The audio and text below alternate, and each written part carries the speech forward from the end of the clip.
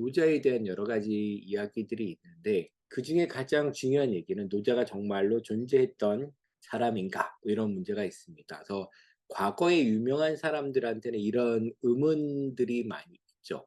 예를 들면 소크라테스는 정말 이런 사람이 있었고 그다음에 이 사람의 철학, 그러니까 서양 철학의 시작이라고 생각하는 소크라테스가 '진짜 그 사람이 한 말이 우리한테 전달되는가?'라는 질문들이 있어요. 왜냐하면 소크라테스는 자기가 글을 한 번도 쓴 적이 없고 자기의 제자인 플라톤이 소크라테스의 대화들을 기억했다가 행동들을 기억했다 그거를 책으로 옮기고 대화를 기록한 것들이 있습니다.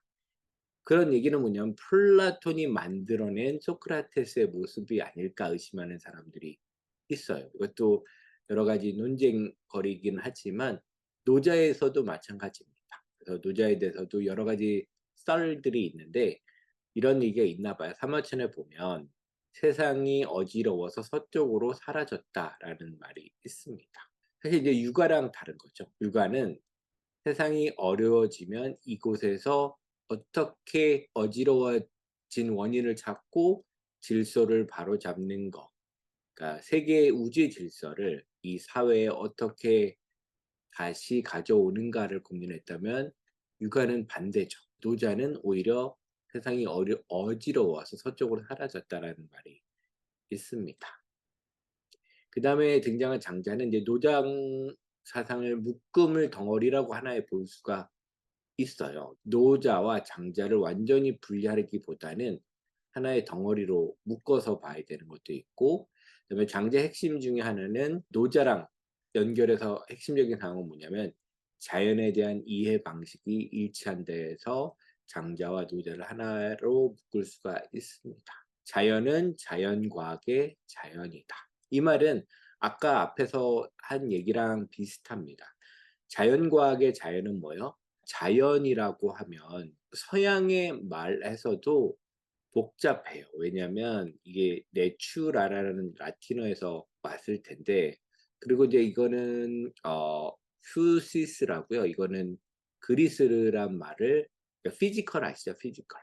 피직스, 피지컬에서 나온 그리스 말인데 휴시스, 내추라 이 말은 다 자연이라는 뜻인데 이게 또 혼란스러운 게 있어요, 서양에서는. 왜냐하면 이게 우리가 대상으로 생각하는 자연도 있지만 어떤 거의 본성, 인간의 본성할 때 본성이라는 뜻이 항상 같이 있어 왔어요.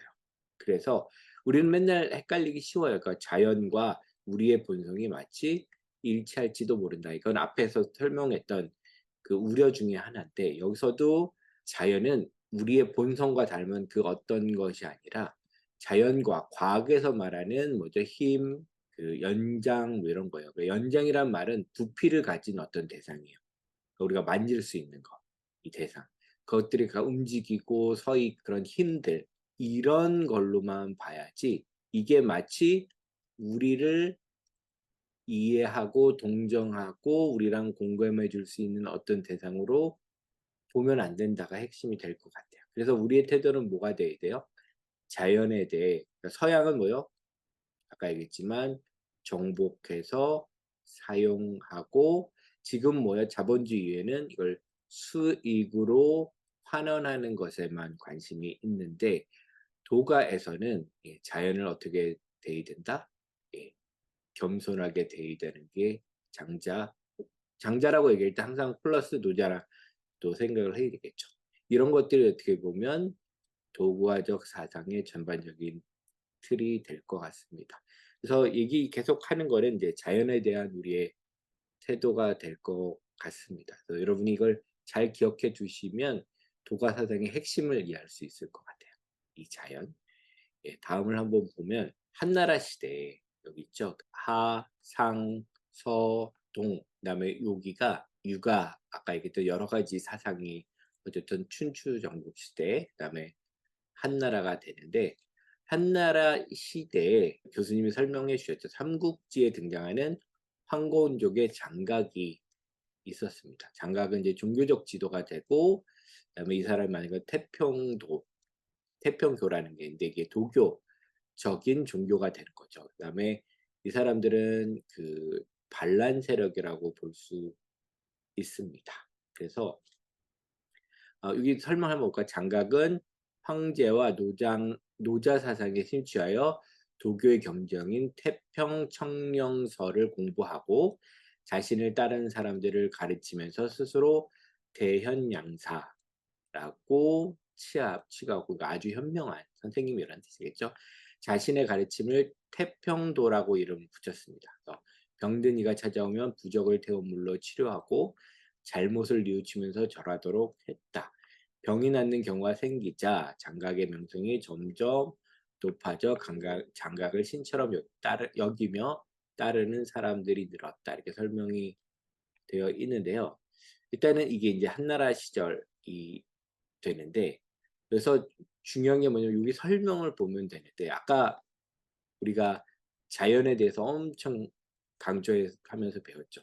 이 자연은 이렇게 사람을 치료하는데 사실은 관심이 없어요. 그러니까 자연을 존중하고 그대로 인정을 해야 돼요. 마치 자연과학에서 말하는 그 과학의 법칙처럼. 근데 여기서는 뭐예요? 그거를 자연을 어떻게 움직여서 예를 들면 부적이나 태우거나 물에 타거나 이런 방식으로 자연을 움직여서 우리에게 이로운 방식으로 변형시킬 수 있다라고 하는 것들이 이제 종교적 형태가 띠게 되는 건데, 그러니까 여기서부터가 이제 도교가 되겠고, 앞에서는 도가라고 볼 수 있습니다. 그래서 민중들이 원하는 방식으로 어려운 도가가 전달되면서 대부분 뭐냐면 민간 신앙적인 변화가 같이 따라오는 것 같습니다. 민간 신앙은 뭐예요? 아프고 경제적으로 어렵고 그럴 때 뭐냐면 어떤 믿음의 대상을 통해서 이런 것들이 극복될 수 있다고 믿는 신앙이 되는데, 사실은 서구의 신앙도 토착화되는 과정에서 민간 신앙의 영역을 받게 된다고 합니다. 예를 들면 개신교에서 많이 하는 기도가 있는데 그게 새벽 기도예요. 네, 새벽 기도는 사실 서구에서는 새벽 기도를 하지 않습니다. 우리나라 교회에서는 매일 아침 5시나 6시 사이에 모여서 같이 기도하는 게 있어요. 이게 되게 중요한, 어떻게 보면 그 사람의 신앙심을 보여주는 때가 되기도 하는데, 문제는 이게 서구에는 없고 우리나라에서만 있는 이유는 뭐냐면 우리가 물을 떠다 놓고 가족을 위해서 건강이나 뭐 복을 위해서 기원하는 그런 형태와 관련이 있다고 주장하는 분들이 있어요. 이거는 뭐냐면 민간 신앙이 다른 외래 종교가 들어오면서 토착화하는 과정에서 생겨나는 건데, 민간 신앙의 형태들은 많은 종교에서 중요한 거예요. 그래서 유가가 유교로 바뀌는 거, 도가가 도교로 바뀌는 것에서 이런, 그죠, 민간 신앙적인 영향이 있었던 것 같습니다. 요 지도는 이제 여러분이 시대의 구분을 하기 위해서 좀 적어 놓은 거라고 보시면 됩니다. 한나라 은나라 시대 이게 이유가 되겠고요. 그다음에 다음 거 보도록 하겠습니다. 그다음에 민간 신앙, 아까도 얘기했던데 민간 신앙인데 이게 토착화되면서 우리나라에서 어떻게 되어 있냐면 대웅전 뒤에 가면 뭐 칠성각, 산신각 이렇게 되어 있는데, 이게 불교와 상관없이 도교적인 것이 민간 신앙하고 겹쳐져서 만들어진 것이 보면 됩니다. 그래서 뭐 수염이 난 할아버지 호랑이 산신 있고, 뭐 여기 그림이 있죠.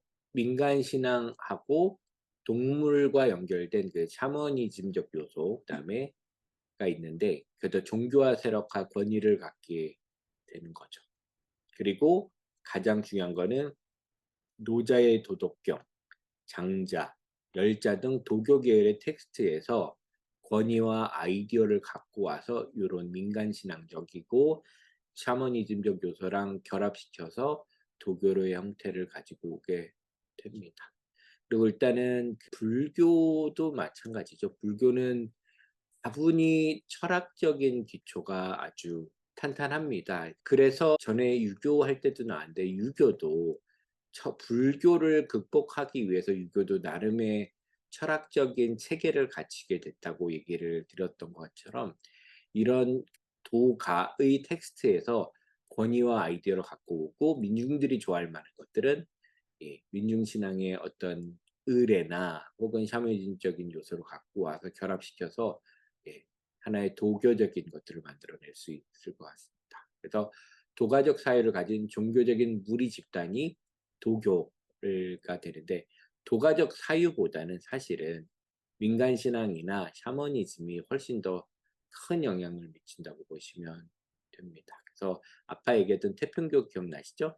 노장의 사유와 민간 신앙이 합쳐진 거고, 중국의 샤머니즘과 노장 단이 합치면 또 이게 민간 신앙으로 바뀌기도 합니다. 그 우리나라 불교도 아까도 얘기했지만 철학적 바탕이 있지만 그 민간 신앙하고 붙어서 뭐 어느 절에 가면 뭐 부적도 쓰고 점도 봐주고 이런 경우가 많아요. 그래서 어떻게 보면 샤머니즘 같은 게 있죠. 그러니까 뭐 다른 말로 하면 무속하고 연결돼서 같이 움직이는 경우가 많습니다. 그래서 그런 것들은 그 어떤 학문적인, 그다음에 철학적인 사상이 민간적인 혹은 샤머니즘적인 것과 맞물려서 많은 종교가 태어났다. 그중에 하나가 도교라고 보시면 좋습니다.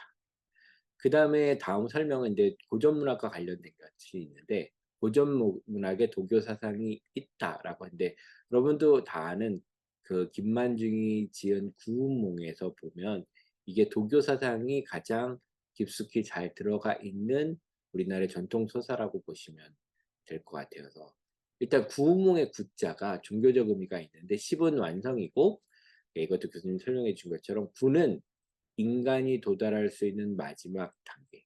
이거는 완성은 인간이 불가능한 영역이고, 그래서 구가 인간이 할 수 있는 마지막 단계고, 뭐 팔선녀, 뭐 성진, 옥황상제 이런 것들이 다 도교에서 왔다고 보시면 됩니다. 웹툰 게임 아이디어를 사실 도교에서 가지고 있습니다. 그러니까 예를 들면 신과 함께 같은, 사실은 이제 뭐 여러 가지 재판 과정, 의복 막 이런 것들은 뭐 가톨릭도 들어가 있고요. 그다음에 유교도 있고, 하지만 도교적인 게 되게 크죠. 무속 신앙도 있고 이 안에는 도교들에 대한 얘기들이 많습니다. 웹툰, 게임, 그다음에 영화들, 그다음에 우리가 잘 아는 불로장생, 신선술, 연단술 뭐 이런 거죠. 신선술은 사람이 어떤 걸 내공을 쌓으면 다른 존재로 바뀌는 거죠. 뭐 자연을 움직인다든지 다스린다든지, 그다음에 뭐 평생 살 수 있다는 거니까. 연단술은 외부적인 거, 뭐 예를 들면 화학적 양품을 통해 건강이나 불로장생을 얻는다, 이런 것인데, 내단술, 외단술 그 얘기 들었죠? 그 바깥에서 안에서. 그래서 일단 요런 얘기들이 들어가면 이게 아까 했지만 웰빙하고도 제가 처음에 얘기했었잖아요. 웰빙. 잘 사는 것과 연결이 되겠습니다. 그래서 원래는 사실은 노자나 장자의 사상에서는 이런 것이 없지만 민간과 샤머니즘의 신앙과 결부되면서 이런 개념들이 생겨났다고 보시면 됩니다. 그래서 아까 얘기했던 그 먹어서 건강해지는 것, 외단. 그러니까 먹는 건 바깥에서 안으로 들어오는 거잖아요. 근데 내단은 속에서 내가 잘하는 것, 호흡하고 명상하고 스트레스를 낮추는 행위들이 다 내단이라고 합니다. 그래서 내가 잘 사는 것이죠. 양생수. 양은 길러낸다, 영양 이런 뜻이고, 생명, 목숨. 그래서 내 생명을 잘 길러내는 술이 양생술이라면, 제가 얘기했던 이게 웰빙하고 다 연결이 돼 있을 것 같아요. 그래서 잘 먹고 잘 사는 방법, 어떻게 바깥의 것과 내 안에 있는 것을 잘 다스려서 생명을 잘 길러내는 능력, 기술이 될 것 같습니다. 그래서 뭐 불로장생 같은 건 진시황 얘기를 하셨죠. 그러니까 진시황이 나중에 뭐 하냐면 저기 동방의 끝에 가면 어떤 사람이 평생 죽지 않게 해주는 약초가 있다. 그게 뭐 산삼이라는 얘기가 있기도 한데, 와서 찾아갔는데 이게 선남선녀를 보냈는데 돌아가지 않고 그냥 남아 있었다. 뭐 이런 여러 가지 이야기들이 있습니다. 이런 것들이 다 도교의 영향이라고 볼 수 있습니다. 그다음에 국선도, 신선술 뭐 이런 거죠. 신선술은 아까도 신령한 능력을 갖고 있는 보수 같은 거죠. 불로장생 이런 것들이 어떻게 보면 도교의 핵심이 될 것 같습니다.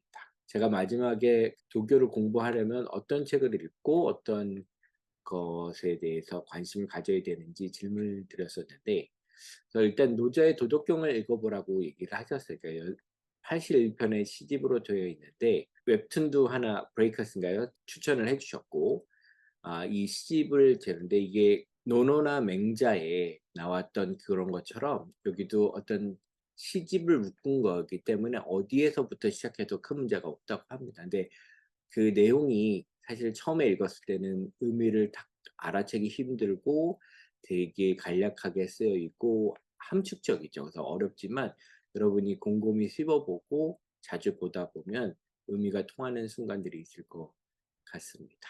그래서 두 가지 말을 기억하라고 하셨죠. 여기서부터 시작하는 게 좋겠다.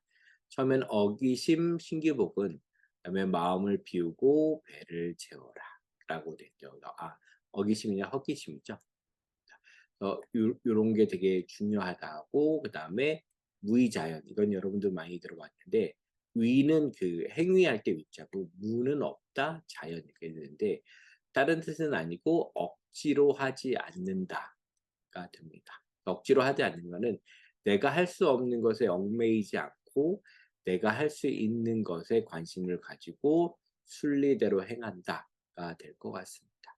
그래서 이게 현대인한테 필요한 중요한 그 스트레스 해소법이 되는 거죠. 그래서 스트레스를 줄이는 방식과 그다음에 가장 실질적으로 중요한 것은 그 건강에 도움이 되는 것을 먹고 마시는 것들, 그다음에 섭생을 건강하게 하는 것이 되는 거고, 욕망을 채우는 것이 아니라 행복하게 잘 사는 것이 더 중요하다라고 생각합니다. 사실 이제 서양 철학이나 서양 종교의 관점에서 보면 이게 유사한 게 있어요. 여러분 스토아 학파를 얘기를 다 듣죠. 여기서 스토아 학파는 감정을 없애는 걸 중요하게 생각했어요. 행복에 가는 길은 내가 할 수 없는 것은 그냥 포기하고 할 수 있는 것을 잘하는 게 좋다라는 얘기로 행복을 찾는 방법을 얘기했는데, 그런 맥락에서 이건 제가 정확하게 이게 맞다고 얘기할 수 있지만 할 수는 없지만 유사한 지점이 있는 것 같습니다.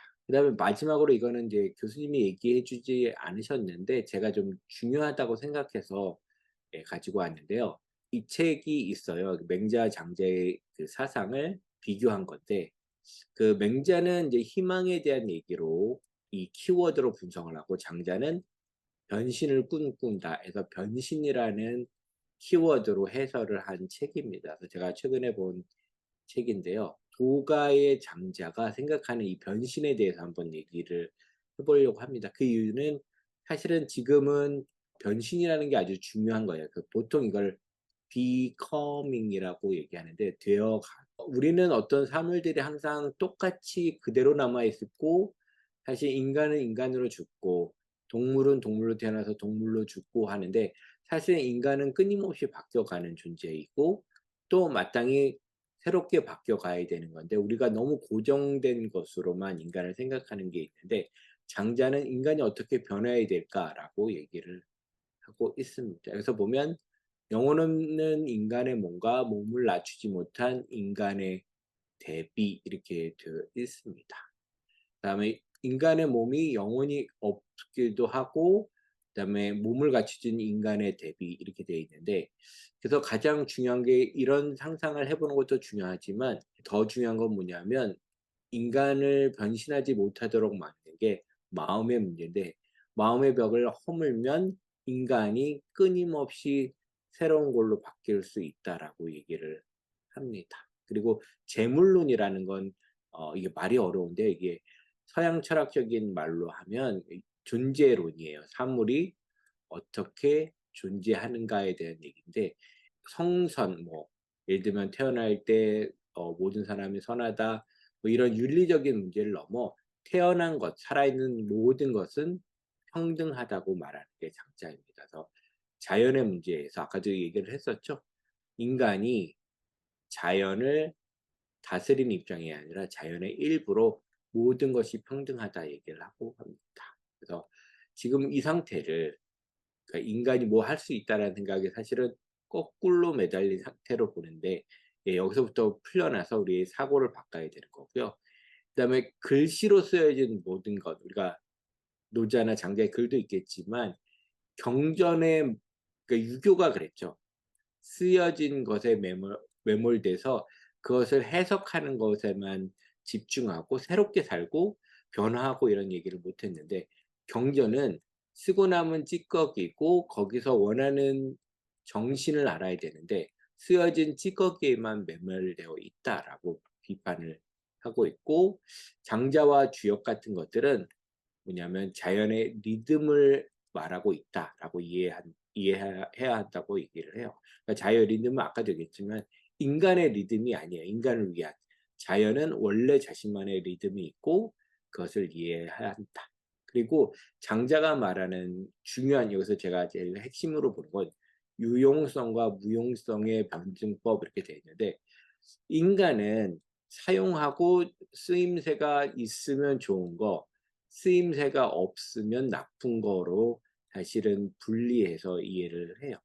네, 그래서 이것들이 단순히 정해진 게 아니라, 그러니까 예를 들면 여러분도 다 아시겠지만 쓸데없어서 버렸는데 나중에 보면 그게 없어서 곤란한 경우가 있어요. 예를 들면 요즘에 케이블 종류가 많잖아요. 너무 많이 있고 막 보면 꼬여 있어요. 아예 귀찮으면 대충 정리해서 갖다 버리는데 나중에 그 케이블이 꼭 필요한 경우가 꼭 생겨요.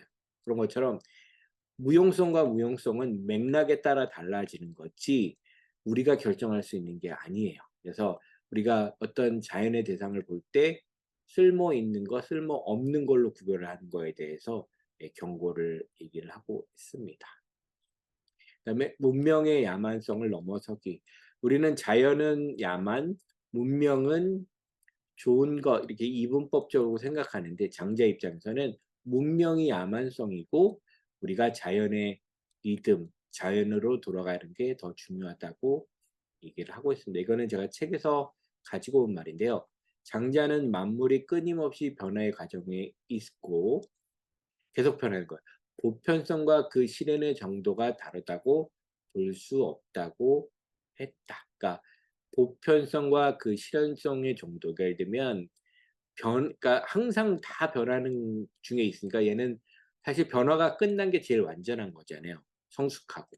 막 바뀌는 거는 성숙하지 못하고 유아적이고 덜 발달된 것, 이렇게 얘기하는데 그게 아니라 모든 것은 생성 변화하기 때문에 다 똑같은 위치에 있다라고 얘기를 합니다. 우리가 산에 오르다 보면 바위가 푸석푸석해져서 작은 돌로 변하고 다시 흙으로 변한 경우를 볼 수 있다. 또 흙은 지각작용에 따라 다른 것으로 또 바뀔 것이다. 이때 기의 결집체로서의 사물이 끊임없이 바위, 돌, 흙으로 바뀌면서 그때마다 다른 성질을 갖는다는 것이 진실이다. 다 바뀌는 가운데 다 똑같다라는 겁니다. 그래서 보통 우리가 인간을 차별하는 이유도 마찬가지예요. 저 사람은 부족해요. 저 사람은 완전하고, 뭐 키도 더 크고 큰 것이 더 완전하고 키가 작으면 안 완전하고, 저 사람은 어떤 모습인데 어떤 것이 더 좋고 나쁘고, 이런 것들이 되게 짧은 찰나에서 보면 그런 것처럼 보이지만 이게 바위도 뭐요? 큰 시간대에 보고 나면 사실은 바위가 단단한 것처럼 보이지만 언젠간 푸석푸석하게 바뀌어서 흙으로 바뀌고 다른 모형으로 바뀌어가는 변화의 과정의 일부라는 걸 알게 되죠. 그런 것처럼 우리가 보는 수많은 생명이나 사물이나 이런 것들은 다 변화하는 과정에 있기 때문에 다 똑같다. 평등하다 보는 게 장제의 사상입니다. 그래서 지금 이 시대를 보면 차별이 너무 상식화되어 있는 경우가 있잖아요. 다르게 보는 건 괜찮지만 그게 이제 차별로 가는 경우가 많죠. 다름을 다름으로 봐주고 그것이 변화의 한 단계로, 다 평등한 단계로만 보면 좋은데 그렇지 않게 될 것 같습니다. 제가 첫 시간에 얘기한 것처럼 가장 가까우면서도 가장 먼 종교가 도교라고 할 수 있을 것 같습니다. 그 중에 하나가 도가와 도교의 차이점도 있고, 어떻게 보면 우리 삶 속에 가장 밑에 깔려져 있어서 우리가 그걸 종교로 바라보기 힘든 경우도 있는 것 같습니다. 여러분도 이걸 잘 살펴보시고 어떤 의미에서 도교가 우리에게 좋은 의미로 다가올 수 있는지 한번 찾아보고, 그다음에 제가 마지막에 했던 차별의 이 세계, 우리가 맞이한 세계에서 도교가 어떤 우리에게 변화의 이야기를 통해서 그 차별을 극복할 수 있는지도 한번 생각하면 좋을 것 같습니다. 네, 수고하셨습니다.